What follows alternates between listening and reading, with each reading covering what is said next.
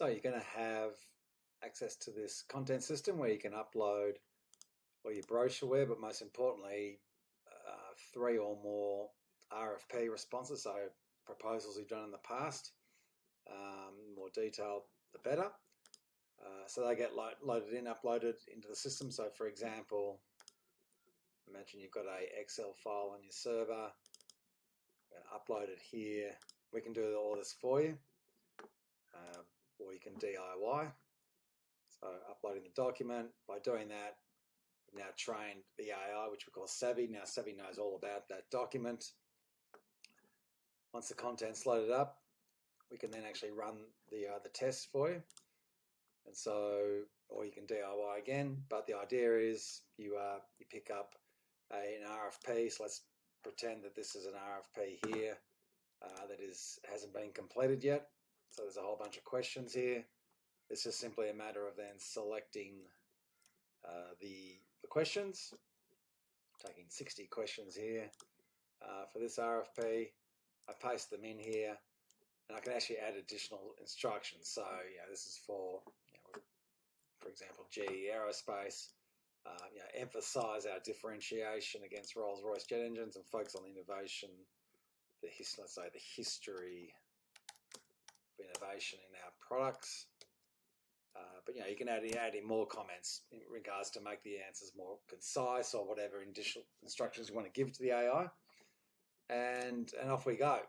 And so we're running these tests to prove, or to measure the quality of the response across RFPs, across different industries, across different situations, to just see how well the AI can perform based on the content that is loaded. And so as you can see here, the AI is now going to work, and it's actually reviewing all the requirements, getting them into order, so it can then actually go and respond to each one of them individually, but it's going to show you all the output. I'll just show you what that looks like. So you can see it's done all the initial processing, 61 requirements, saying it's going to take about 14 minutes, while it actually now goes through each individual question and responds to each question, and accessing those additional instructions, but also accessing all the content that's been loaded into the library. While it's doing that, you'll have your own dedicated, what we call playbook. You'll have your own account. All your information will be private and siloed. It will be deleted at the end of the trial, unless you ask us to retain it for you. And so there's no overlap, no training of the model. It is all your own data, and the AI knows only about your data. So we're going to see what happens in 10 or so minutes. I'll just pause.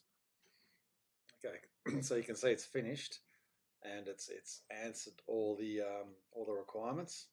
So for example, it lists the requirement, the short answer, does it comply, concise answer, which is typically a 1 or 2 sentence answer, and then a longer form answer, so you can pick and choose which answers you want to use, and then a confidence score, as well as an internal explanation as to that confidence score. The confidence score pertains to the AI's assessment of the match between the requirement and the content in the content library. So confidence score of 90 is not bad. Sometimes it'll be higher. And you also get the sources as reference for the response. So what you can do now is we can actually download it. So we can actually download and then copy and paste all the requirements back in. So I've downloaded that file. I'm now going to copy and paste it back into here, into my RFP, and then bang, there you go. We've got, so in a matter of minutes, we now have what is potentially a really high quality first draft response, and that's what this trial is all about. This project is actually test how well the AI performs across different RPs, different industry, different categories, different situations.